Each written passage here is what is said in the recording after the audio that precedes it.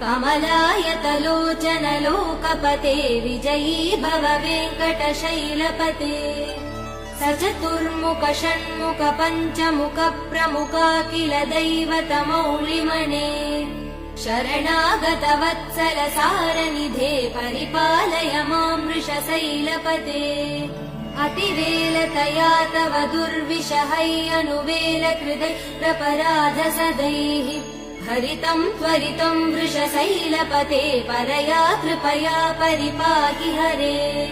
अधिवेङ्कटशैलमुदारमते जनताभिमतादिकदानरतात् परदेवदया गदितान् निगमै कमलादयितान् परं कलये